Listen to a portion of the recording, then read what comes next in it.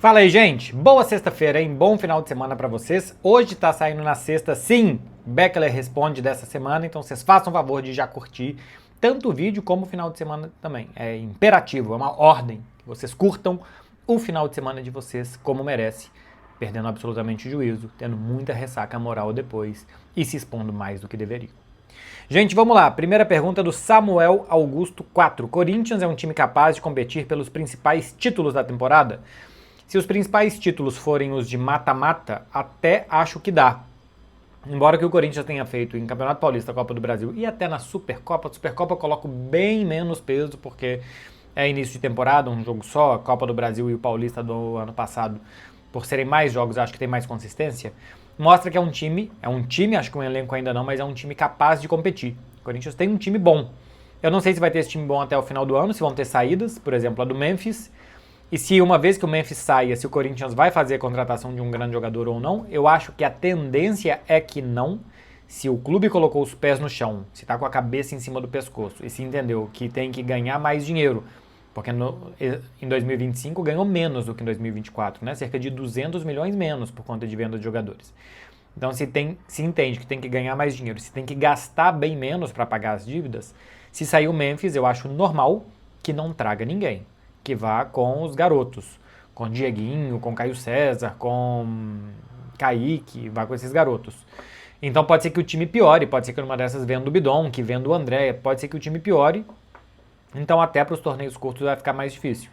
E para o torneio longo, que é o Campeonato Brasileiro, falta elenco, falta bastante elenco, e o time titular também ser mais constante, né? Porque o próprio time titular do Corinthians é inconstante. Então não acho que é favorito, mas é capaz de competir. Na Copa do Brasil sim, na Libertadores talvez. Vamos ver, embora a Copa do Brasil e Libertadores não mude muito, né, porque as principais forças são brasileiras, mas eu acho que é capaz de competir. Não entra como favorito, mas é capaz de competir nos torneios de mata-mata. No Campeonato Brasileiro não. E mais, o principal para mim dessa resposta e dessa questão, eu acho normal que o Corinthians piore no curto prazo. Que o Corinthians piore, que ele perca jogadores e que ele não reponha. Se o clube quer se organizar, é isso que ele precisa fazer. Deixar que o Memphis vá, não é saudável ter um jogador que custe o que o Memphis custa, então é normal que perca o Memphis, que venda algum jogador e que não reponha. E se isso for feito para um bem no futuro, aí eu acho que o clube está fazendo certo. Gilvan do NEM 202. Qual é o melhor narrador do mundo para você? O que eu mais gosto é o Carlos Martínez, narrador espanhol da Movistar Plus. Eu gosto muito de como ele narra e como ele conduz os jogos. É o que eu mais gosto. Cláudio Nunda CN. O que acha do Lookman ir para o Atlético? Eu gosto muito do Lookman, atacante nigeriano que estava na Atalanta. Só tinha participado de 5 gols essa temporada, já marcou na vitória sobre o Betis na Copa do Rei, agora nas quartas de final. Acho um muito bom reforço para o Atlético de Madrid, time que joga de transição, que precisa de jogadores rápidos. Eu gosto muito do Gil Simeone, que já está lá, e eu acho que é uma chegada muito boa para jogar do outro lado. Acho uma boa contratação do Atlético e acho inclusive que outros clubes dormiram no ponto. Podiam ter contratado o Lookman. Não que o Atlético de Madrid não seja um bom destino, mas acho que outros clubes precisavam também. Silvio Júnior, não é Júnior, hein? É Júnior. Uma nova categoria. Merino ficando fora da Copa do Mundo, quanto perde a Espanha? Ainda não está confirmado, pelo menos até onde eu vi, que o Merino está fora, né? Ele voltaria no meio ou no final de maio. Para a Copa do Mundo no meio de junho, até dá para levar. Acho que a Espanha perde muito, tá? Porque ele é um ótimo substituto. A Espanha, se ela quiser jogar com Rodri, Pedri e Dani Olmo, por exemplo, quiser formar um meio campo assim, pode jogar Fabián Ruiz, né? Rodri, Fabián Ruiz e Pedri era o meio-campo ideal da Euro. O Pedri se machucou contra a Alemanha, entrou o Dani Olmo. O Merino é o reserva do 10, né? Ele pode ser reserva do 8, mas ele é mais reserva do 10. Jogador de muita chegada à frente, de jogo aéreo, de boa participação ofensiva, defensiva também, de marcar muito forte. Perde um jogador pouco midiático, mas que ajuda demais. É um ótimo jogador para a Espanha, que faz muitos gols na seleção espanhola, além de tudo, ele vai bem com a camisa da seleção, é uma perda grande. A partir de agora já tem que começar a ver quem é que fica de fora de Copa do Mundo se lesionar, né? Merino ainda não está absolutamente fora, mas já está perigando e seria uma perda importantíssima para a Espanha. Paulo V. Gonçalves, o que acha do Santos estar competindo para não cair para A2 do Paulista? Neymar é o salvador? Cara, acho que o Neymar pode melhorar bastante, porque esse time não tem cara de absolutamente nada. É muito frustrante que o Santos, mais uma vez, não brigue por nada, né? Mais uma vez vai brigar só para não cair. Foi no Campeonato Brasileiro e agora no Campeonato Paulista. Por enquanto está sendo assim. Se ganhar os 2 últimos jogos, até pode se classificar e a partir daí começa um novo campeonato. Mas para mim o principal é que são 8 jogos esse ano e o time não tem cara de nada. Neymar deve estrear agora no final de semana contra o Noroeste, deve jogar alguns minutinhos e ele vai pegar um trabalho do zero. O certo era o Santos chegar, né, na segunda semana de fevereiro, com o trabalho já melhorando, com os jogadores já melhorando, e a partir dali o Neymar entrar nesse bonde e ter um caminho um pouco encurtado para ele. Nada. O time começa do zero. E tem alguns bons jogadores. Eu acho que faltam meio-campistas mais pegadores e dinâmicos, tá? Zé Rafael, William Arão, o João Schmidt, eu acho que são jogadores lentos, especialmente para recuperar a bola. Acho que o Santos precisava de mais recuperadores de bola no meio, na faixa central do campo, com 2 jogadores de lado, Barreal e Rony, muito trabalhadores, para Gabriel e Neymar poderem ter um pouco mais de liberdade na frente. Gabriel também está jogando... É porque o time não abastece muito ele, mas ele também praticamente tem sido fantasma nos últimos jogos. E melhorar bem a defesa, mas tinha que estar jogando alguma coisa a mais o time do Santos. Não joga nada, não tem cara de nada.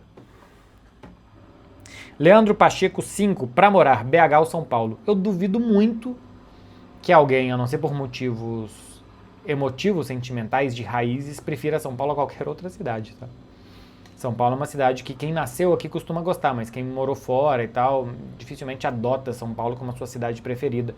Eu tenho feito uma pergunta muito sincera e direta para as pessoas aqui. O que você faz na sua folga? O que você faz na folga? Falar, vou no teatro. Eu falo, não é possível que 1 ou 2 vezes por semana você vai ao teatro. Porque e outra coisa, é de noite. Durante o dia não tem nada para fazer em São Paulo. Não tem nada para fazer em São Paulo. Então, não que BH tenha muitos, mas a cidade é menor, mais acolhedora, você não demora muito em deslocamento, muito no trânsito. Então, São Paulo tem todos esses problemas que acho difícil alguém prefira. Eu tenho um tio que mora em São Paulo, que morou em BH há um tempo, mas ele sempre foi de São Paulo. Quando ele morou em BH durante 8 anos, ele falou, pô, não me adaptei tanto, não fiz tantos amigos e tal, São Paulo eu tenho toda a minha vida aqui. Aí isso dá pra entender. De resto, eu tenho mais dificuldade. Gabi Vicente, 95. Quando vai ter gelada, mais Fred Beckler explicam. Podiam ter, hein? Pelo menos uma vez por mês, algo com os 3. Eu também gostaria muito de ter algum programa com Fred e com Arthur. A gente chegou a pensar em alguma coisa em off, a gente nem comunicou com a TV e nada, no ano passado, de fazer alguma coisa os 3. Mas a dinâmica do trabalho não foi muito pra frente. Mas eu gostaria muito. Acompanho os canais dos 2. Acompanho o Fred Beckler, dificilmente eu assisto, mas normalmente eu gravo. Então gostaria muito de ter um gelada versão os 3, sim. Ia ser legal. De Dimerson. Como é comentar um jogo de Champions e às vezes comentar um jogo igual o de ontem, sem perder o tesão? O tesão a gente deixa em casa, né? Ontem eu comentei reservas do Corinthians contra Capivariano. Cara, você tem que saber o que você quer e vai esperar de cada jogo, né? Você tem que ir pro jogo sabendo o que você vai esperar dele. Então, e outra coisa que você sabe que tem jogos em jogos. Também tem jogos de Champions que já teve jogo de eu ir trabalhar em jogo de Champions sabendo que não era o melhor jogo do mundo. Então tem jogos e jogos. Ontem, por exemplo, era uma boa chance de ver os jovens do Corinthians, de ver o Corinthians receber ali a Supercopa do Brasil e tal. Cada jogo tem seu atrativo, né? Cada dia de trabalho tem seu atrativo. Nem todos os dias são iguais, nem para os jogadores, nem para os jornalistas. Esse tipo de coisa, você tem que saber o que esperar, você tem que saber que aquele jogo ali vai te preparar muitas vezes para um outro jogo. É desafiador também você fazer um jogo um pouco menos atrativo, como que você vai comentar, o que você vai analisar daquele jogo, o que você vai aprender daquele jogo, sempre se aprende alguma coisa, sempre dá para fazer uma leitura importante. Quem está assistindo não liga se é Champions ou se não é o time dele que está em campo, então você tem que respeitar também aquele torcedor. Mas cada dia é um dia, né? Tenho certeza que numa final de Champions, se eu fizer, eu estarei mais motivado do que em um jogo de Campeonato Paulista. Isso é óbvio. Assim como numa final de Campeonato Paulista, eu acho que eu vou estar mais motivado do que fiz um Chelsea Karabag também. Então, tem dias e dias para todos os lados. Vitor Maximov, o que fará para manter seu catalão e espanhol? Eu falo sozinho em casa. Imagino diálogos, participações em programas, me fazem perguntas, tem coisa que eu vou gravar aqui e que antes, sozinho, agora mesmo estava ali comendo um pão com banana e pasta de amendoim, que também já é o pré-treino de daqui a pouco, fazendo algumas perguntas que vocês mandaram aqui em catalão, porque aí me obriga a exercer um pouco mais raciocínio e tal, e falar e escutar, né? E quando não tá bom, de vez em quando eu vou lá no tradutor, falo, pô, como é que fala enaltecer mesmo? E vou lá e procuro pra alimentar meu raciocínio. Mas é falar sozinho em casa. Se tiver alguém pra conversar, melhor ainda. Mas como não tem hoje, converso sozinho em casa. Eu fazia isso quando eu morava fora também, tá? Em português às vezes. Não pra exercitar meu português, mas enfim, eu falo sozinho. Ryan Damtassi. O que tá achando das contratações do Palmeiras e sobre as comparações com o Flamengo? Eu vi que fechou o Arias, né? Não sei se o Nino, o Palmeiras fechou. Vou ver agora.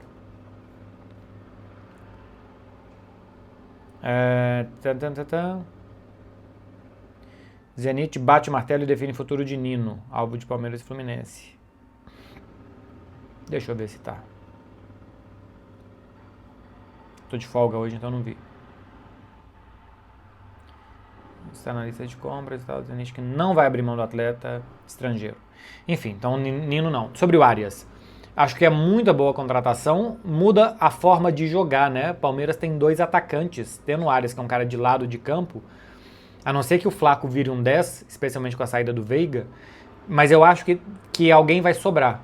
Eu imagino o Arias de um lado, o Alan do outro, Vitor Roque na frente, ou o Flaco na frente, com Marlon Freitas, Andreas e quando voltar Lucas Evangelista. Seria Marlon Freitas, Lucas Evangelista e Andreas um pouco mais à frente, Arias de um lado, Alan do outro, e Vitor Roque é o Flaco. A questão é que o que funcionou no Palmeiras no ano passado foi exatamente Vitor e Flaco.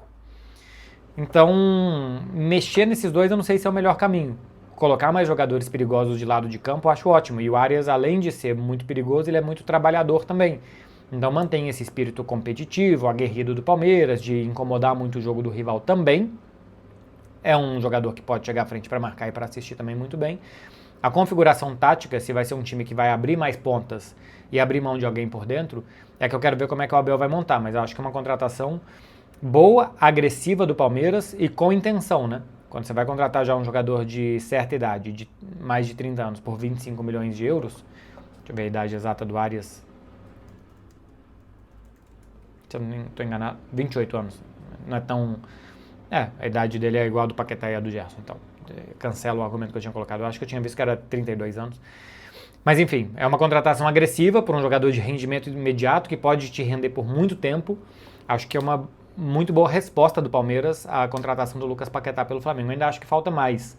Mas numa dessas, como se organizar o meio-campo com Marlon, Andreas e Lucas Evangelista, pode ser um time de boa bola no pé, melhorar um pouco a lateral direita principalmente. Vamos ver se Kelvin e se o Giai se fixam por ali ou não. Mas acho que pode ser um time de mais bola no pé, mais proposta de jogo, mais imposição de jogo e a partir daí ganhar mais jogos importantes, né? O Palmeiras está indo bem contra a classe média e a classe baixa e nos jogos grandes ano passado falhou muito.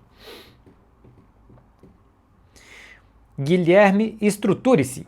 Por que ninguém fala do Bruno Guimarães no Real? Para mim seria a peça perfeita. Eu também acho que é uma peça que funcionaria muito bem no Real Madrid. Muito bom poder de recuperação de bola, bom passe curto, bom passe longo. Eu nunca vi o Bruno num time que ele toca muito na bola, né? Tanto o Newcastle como a seleção brasileira jogam muito de transições. E o Bruno tem boa chegada à frente, transição, até chute de fora da área, ele tem muito bem. Tinha uma outra pergunta aqui, eu não peguei aqui o nome, mas era a pergunta seguinte, que era sobre o Vitinho. Acho que o Vitinho tem muito mais a característica de fazer um time jogar em espaços curtos, coisa que muitas vezes o Real Madrid precisa e isso a gente não viu tanto do Bruno. Mas a capacidade de organizar, de recuperar, essas coisas o Bruno tem também. De bola longa o Bruno tem. O Vitinho, para mim, é mais perfeita a peça ainda do que o Bruno Guimarães. Mas o Bruno, sim, seria uma boa peça pro Real Madrid. Já chegou a ter algum certo interesse, mas não... O Real Madrid nunca foi com muita fome para cima do Bruno Guimarães. Jogador caro, né? Jogador peça-chave do Newcastle, salário alto, um jogador de 100 milhões de euros. Daqui a pouco 90 milhões dependendo, mas um jogador de aproximadamente 100 milhões de euros. Eu digo dependendo, porque se o Newcastle não for para a Champions, o fair play financeiro pode apertar por lá, mas é um jogador caro. Gold das importações, já pensou em fazer crossfit? Já pensei e logo depois eu dispensei. Muitas lesões, se machuca muito mais no crossfit do que na musculação, é estatístico isso, eu não quero me machucar, então não tenho vontade de fazer crossfit não. Além do que o crossfit você precisa de um horário para ir lá, uma turma, é uma modalidade muito estressante, porque você tem que sair de um equipamento para outro, para outro, para outro, para outro, então eu não quero estar tenso ali durante aquela 1 hora de exercício, não me chama não, lesiona muito, disponibilidade de horário, tipo de atividade que você não tem um pouco de descanso, de paz durante o exercício. Nada contra os crossfiteiros, vocês que sejam felizes, mas não é a minha. Balbis33, vai correr a Barça Run de 15 de março? Pô, eu vi que tem, eu quero fazer, mas eu não sei dia 15 de março se eu vou estar trabalhando ou não. Eu acho que 15 de março é data FIFA, né? Data FIFA 2026. Data FIFA de 2026, deixa eu ver. 26 de março é a data FIFA, então nem a data FIFA, talvez dê. Ainda não sei se vai ter Campeonato Brasileiro, alguma coisa, eu acho que dá, tá? Acho que eu tô dando desculpa aqui porque de manhã não vou ter nada. Eu acho que eu vou correr sim, a Barça Run. Aqui em São Paulo vai ter, quem for aqui de São Paulo, nem sei se ainda tá com inscrição aberta, como é que tá, mas 15 de março é uma corrida aqui do Barcelona, vou tentar fazer sim. Road Big Dream, vai ver o Super Bowl? Qual a sua aposta? Eu não tenho o menor apreço pelo jogo chamado futebol americano, que de futebol não tem nada. Eu tava vendo esses dias, a média de tempo de bola em jogo do futebol americano é de 10 a 12 minutos por partida. Num evento de 3 horas. 6% do tempo a bola está em jogo. 6% do tempo. É muito chato. Que vocês me convençam do contrário, vocês vão demorar. Porque 6% de bola em jogo. A grande maioria do tempo tá parado. Cara, quanto que é 6% de 1 hora? 3 minutos? 4 minutos, né, mais ou menos?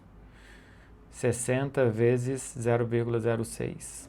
3 minutos e meio, mais ou menos. A cada 1 hora de jogo, futebol americano, 3 minutos e meio os caras estão jogando. Vocês não vão conseguir me convencer que isso é bom, não. Daqui a pouco o TNT tá transmitindo, eu tenho que falar que é bom. Pode ser, mas pessoalmente não é pra mim. Vocês podem assistir o Super Bowl fazendo o crossfit de vocês tranquilamente. Raul Barbosa. Pessoas próximas de você que pensam política bem diferente mesmo assim, de boa. Cara, tem que ser de boa, porque é metade do país. O que você vai fazer? Se afastar de metade do país? Você vai ter a pachorra de pensar que você tá certo, que 110 milhões de pessoas estão erradas? Tem muito motivo para as pessoas pensarem politicamente diferente. Eu já fui um pouco mais radical com isso, de não querer tanto, de achar que era uma coisa mais voltada para o caráter. Mas hoje eu acho que às vezes não é. Tem muita gente boa que pensa política diferente de mim, tem muita gente ruim que pensa política, não só política partidária, né, Lula ou Bolsonaro, mas assim, um ideal de sociedade igual a mim, que não é uma boa pessoa. Então tem gente que simplesmente pensa diferente. Quando, por exemplo, eu falo que eu sou de esquerda, eu não tenho nenhum problema de, se tiver um bom governo de direita que, né, dê capacidade de ascensão social para as pessoas, que melhore a qualidade dos empregos, que dê mais emprego para as pessoas, capacidade de compra, tá excelente, excelente, não tem nenhum problema com isso.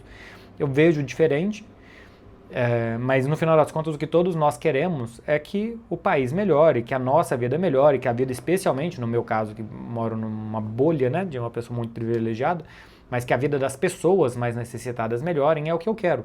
Se for um governo de direita, de esquerda, tá tudo certo. Eu tenho uma visão de que, idealmente, um governo de esquerda se preocupa mais com quem é muito mais pobre e precisa de assistência mesmo, precisa de que o Estado intervenha, acho que é, porque senão não vai conseguir. Mas quem pensa diferente, eu não tenho nenhum problema. Tanto que eu não tenho problema que eu falo, que eu me exponho.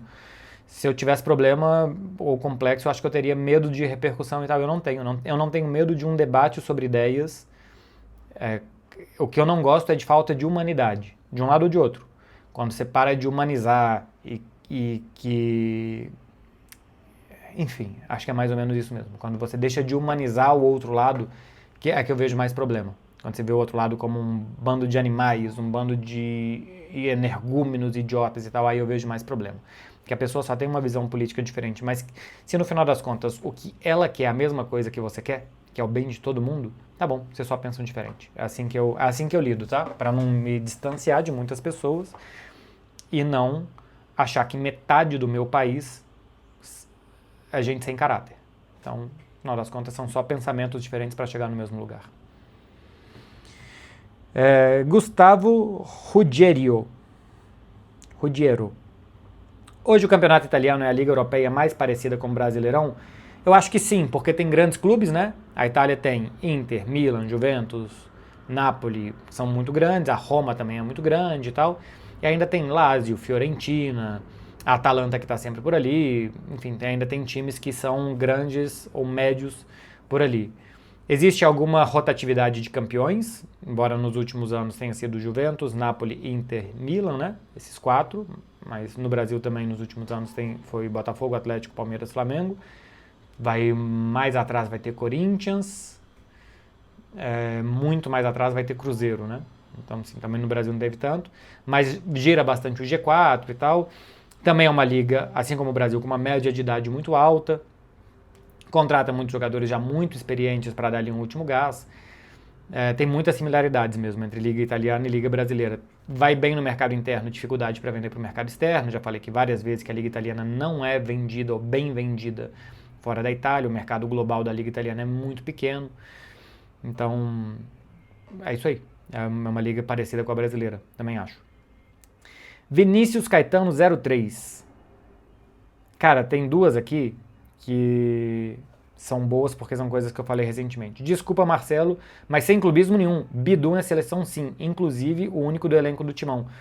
Tem uma porrada de gente querendo me convencer, tudo certo, são argumentos, que o Bidu, lateral do Corinthians, deveria ter uma chance na seleção brasileira, porque ontem, depois do jogo, o Bidu tinha jogado bem, alguém na TNT levantou essa discussão, eu falei, não, tá ótimo que ele seja um jogador importante pro Corinthians, eu acho que muitos jogadores são muito vencedores por serem importantes ao Corinthians, né? Pô, ser um jogador importante para um dos principais clubes do país, acho que tem que ser motivo de muita felicidade, mas seleção brasileira não.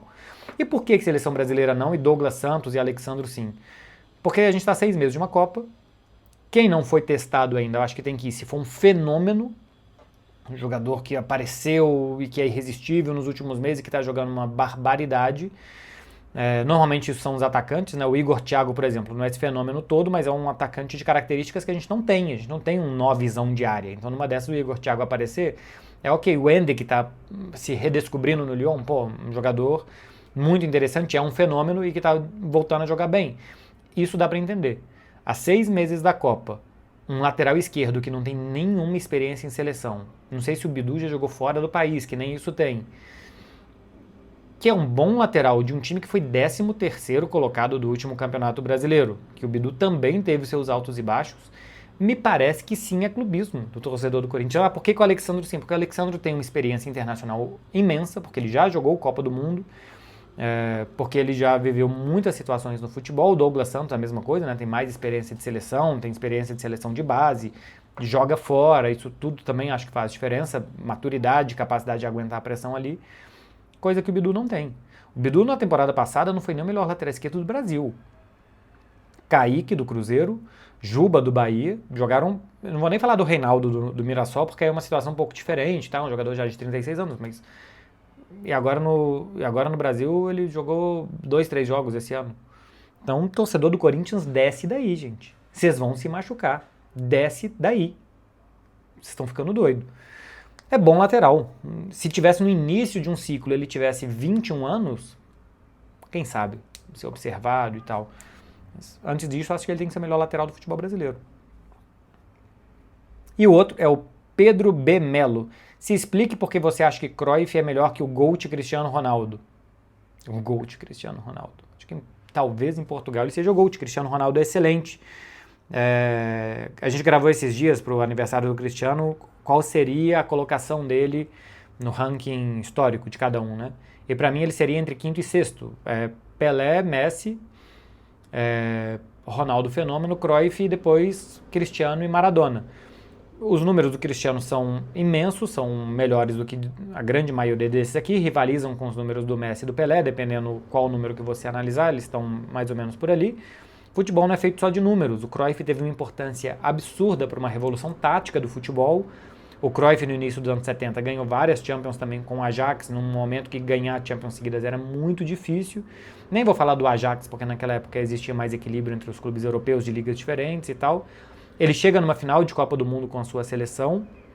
Ele tem uma importância fora de campo, de desenvolver o marketing esportivo também, e a partir dele tudo se transforma no futebol. Então ele tem uma importância como personagem, como jogador tático, como jogador técnico, que para mim revolucionaram o futebol. O Cristiano também tem parte disso, que é preparação física, longevidade, capacidade de melhorar atributos do jogo, também uma capacidade de marketing, de atrair marcas e de globalizar o futebol e tal, alguma coisa próxima do Cruyff. Então ele está mais ou menos no nível do Cruyff para mim. Para mim o Ronaldo Fenômeno é um Ronaldo melhor do que o Cristiano é mais longevo do que o Ronaldo, é menos espetacular. O Ronaldo tem uma Copa, o Cristiano nunca fez um gol em mata-mata de Copa até aqui, né? Jogou 5 mata-matas de Copa e ainda não marcou nenhum. Então, Cristiano Ronaldo é ótimo. Tanto é ótimo que para mim ele é top 5 da história. Mas eu acho que ele tá atrás de 2 aqui. Se você discorda, Pedro, é só discordar, cara. Não tem que tirar satisfação com ninguém. Vocês se importam demais com uma opinião de vez em quando. PJR231. Qual a rotina do pequeno Ramon? Só uma correção aqui, você escreveu Ramon com R e é com J, né? O Ramon tem um nome que tem, meu animal Ramonzinho, tá dormindo por aí, porque é uma peça de presunto. Ele foi uma homenagem que a gente fez aqui em casa para Espanha / Catalunha. Na Catalunha nem é Ramon, né? É pernil, essa peça de Ramon que tem lá. A rotina dele é acordar muito cedo, o mais cedo da casa que acorda é ele, querendo brincar sem parar. Então acaba acordando o casal também que está dormindo. E aí tem que brincar, né? Senão ele quer ficar pulando na cama, quer morder a sua mão, quer morder o seu pé. Então tem que acordar, levar ele para pentear, porque senão solta pelo pra caramba, levar para pentear, para comer. E a partir daí jogar bola, jogar cordinha, tem um ovinho de brinquedo também, jogar o pedacinho de pata de boi dele, brincar com ele, alimentar. E depois durante a manhã ele dorme um pouco mais e no final da tarde ele acorda de novo querendo brincar tudo de novo. Basicamente é dar atenção, amor, carinho, limpar as coisas, que ele tem acertado bastante banheiro, já tá indo bem nisso, não 100%, mas tá indo bem. E de resto é dar todo o amor possível pro bichinho, porque é muito legal, enche muito a casa. Dudu Monteiro, 25. Hipoteticamente, o Pedro, em um time de meio de tabela do Brasil, faz o time brigar pelo título? Não. Você sabe qual que é o problema? Esses jogadores, você precisa entender o jogo deles. E aqui é um problema que eu acho que existe com o Breno Bidon no Brasil, que é a falta de entendimento do jogo dele. Quando você tem um jogador que trata tão bem a bola, que muda a dinâmica do jogo, que muda a velocidade do jogo, você tem que entregar a bola para ele o tempo inteiro. Já falei isso aqui, já falei isso na TNT. O Bidon tem um problema que às vezes ele se resigna com a posição dele de campo e ali ele espera que o jogo passe por ali para ele participar. É normal você fazer isso, né? Você ficar na sua posição, você é um anarquista de querer ir buscar a bola em qualquer lugar. Mas acho que de vez em quando falta ele baixar um pouco mais, começar as jogadas, enfim, estar mais em contato com a bola.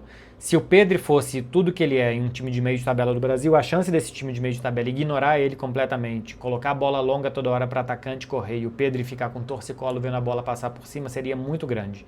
Acho que ele seria um talento não visto em muitos times do Brasil, não valorizado o tão bom jogador que ele é. Então acho que ele teria pouca influência em um time de meio de tabela. Um ponta rápido, um Lookman, como a gente falou aqui no início do vídeo, atacante que está indo para o Atlético de Madrid, que já foi para o Atlético de Madrid, teria muito mais chances de ir num time de meio de tabela transformar um time no Brasil do que o Pedro. O Pedro, você precisa entender o jogo dele e fazer um jogo bom em torno dele para que ele melhore todos os outros. E eu acho que isso um time de meio de tabela do Brasil não tem capacidade nem de perceber esse talento, quanto mais de potencializar. Então acho que ele não mudaria tanto não. Camodeco S. O que acha do romance Caldeira-Guardiola? Tem futuro? Tem presente, tem futuro e eu quero que eles sejam muito felizes, que se explodam os dois juntos, que casem, tenham lindos filhos. Tô nem aí, não tenho ciúme nenhum disso. Para finalizar, é uma pergunta sobre um vídeo também que viralizou meu essa semana, uma participação minha no De Placa, falando sobre futebol brasileiro e educação, especialmente do futebol brasileiro. Uma pergunta aqui do João Gabriel MLS. Marcelinho, uma fala sua sobre o futebol não ter importância prática e o porquê do futebol brasileiro ser um espetáculo inferior europeu repercutiu nas redes. Gostaria que você desenvolvesse mais esse ponto de vista aqui. Abraço. Vou encerrar com essa pergunta, tem meia hora de vídeo agora, vocês fazem favor de dar like aí. Até pensei em fazer um vídeo específico para falar melhor disso, mas, enfim, coube aqui no Beckler Responde. Sobre o futebol brasileiro não ter importância, sobre o futebol não ter uma importância prática, é muito simples, gente. Futebol é um entretenimento, é um esporte. Se não existisse futebol, a gente faria as mesmas coisas. Acordar, alimentar o seu cachorro, ir trabalhar, voltar do trabalho, arrumar algum entretenimento para fazer de noite e dormir. É claro que o futebol existe, ele tem uma parte muito importante na nossa vida, mas ele é um entretenimento, ele é um esporte. E tudo que é um entretenimento, que é um esporte, serve para divertir. Eu não diminuo em nada a importância do futebol como indústria, gera emprego, né, muitas famílias vivem ao redor do futebol, é evidente isso. Mas o futebol não serve para dar emprego, o futebol serve para servir, para existir, para divertir. E a partir daí ele dá emprego. Assim como um circo. O circo não serve para dar emprego para o palhaço. O circo serve para divertir e por acaso um palhaço vai ganhar um emprego. É assim que funciona. Nenhum prédio é construído para dar emprego de construção civil para um pedreiro e para um arquiteto. Um prédio é construído para que as pessoas morem. A função social do prédio não é dar emprego, é moradia. Né? É básico, mas teve gente que questionou isso essa semana, então de vez em quando a gente tem que somar mais um para dar dois. E no mais, futebol é um entretenimento, então ele tem que ser divertido. Quando o futebol não é divertido, ele perde a razão dele. Quem está envolvido no jogo às vezes só quer ganhar, e eu entendo isso. Todo mundo só quer ganhar. Só que se você só quer ganhar acima de qualquer coisa e se o jogo fica ruim, só serve o ganhar. Qualquer coisa que não seja ganhar, você só perdeu tempo vendo. Então por isso que eu, inclusive, milito pela filosofia de que o futebol tem que ser bem jogado, e bem jogado de forma estética mesmo. O futebol tem que ser um futebol atrativo. Isso é uma coisa muito de barcelonistas pensarem, né? Porque o Barcelona normalmente não aceita ganhar de qualquer jeito. E dos motivos pelos quais eu gosto tanto desse clube é porque eu me identifico muito com isso. Ganhar de qualquer jeito, se você perde, não serviu para nada. Se você joga bem e perde, pelo menos você se divertiu no caminho. No final das contas, são 20 times que jogam o Campeonato Brasileiro, só um vai ganhar. Então as outras 19 torcidas ou elas vão se frustrar ou você vai ter se divertido ali mais ou menos no caminho. Então por isso que o futebol, acho que ele tem que ser bem jogado. E aí é claro que nem todo mundo vai poder jogar um futebol esteticamente maravilhoso. Mas eu acho que todo mundo pode ajudar a que o ambiente seja melhor. Os jogadores podem reclamar menos, simular menos, se jogar menos, espernear menos em campo com o árbitro, dar menos chilique dentro de campo com os árbitros. Os árbitros podem parar menos o jogo, se defender menos em faltinha, se querer se impor fisicamente. Eu acho isso uma breguice imensa, o árbitro ter que ser forte para se impor, como se ele fosse dar porrada em alguém, o jogador fosse ter medo do árbitro. Os jornalistas, eu acho que podem contribuir também para um ambiente mais saudável dentro do futebol, respeitando mais o outro lado, tentando entender mais o outro lado, tentando colocar menos pressão, às vezes, nos profissionais que estão lá. Eu acho que a imprensa pressiona muito os árbitros, questiona muito, a gente perde muito tempo, eu acho que aqui no Brasil, questionando lances difíceis como se fossem absurdos e vilanizando os árbitros em lances difíceis, que são de difíceis decisão a serem tomadas. Então acho que ninguém aqui contribui para que 11 caras de cada lado ou 11 mulheres entrem em campo no final de semana que te proporcionem um divertimento que no final um outro vai ganhar. Que é o que eu acho que deve ser. Os jogadores eu acho que tem que entrar em campo sabendo, pô, as pessoas vieram até aqui, Itaquera numa quinta-feira à noite um jogo contra o Capivariano, os caras vieram até aqui 30 mil pessoas, tem um tanto de gente assistindo pela televisão, a gente precisa dar um bom espetáculo para eles. A gente precisa dar um bom espetáculo. E um bom espetáculo é que os caras tentem ganhar um do outro o máximo que eles puderem e que no final alguém sorria. E não que a gente precisa de pequenas trapaças, faltinhas, enganações, armadilhas para ir ganhar. Eu gosto muito de Roma, porque Roma tem o Coliseu e a lógica do Coliseu é a mesma lógica do futebol. É um estádio, inclusive as arquibancadas, as hierarquias, quem sentava onde e tal, tem a mesma lógica do futebol, dos camarotes, da geral, da arquibancada. Assim, existe a mesma estrutura social dentro de um Coliseu e de uma arena do Catar 2020 anos depois. Eu amo isso, como tanta coisa evoluiu e tanta coisa continua igual.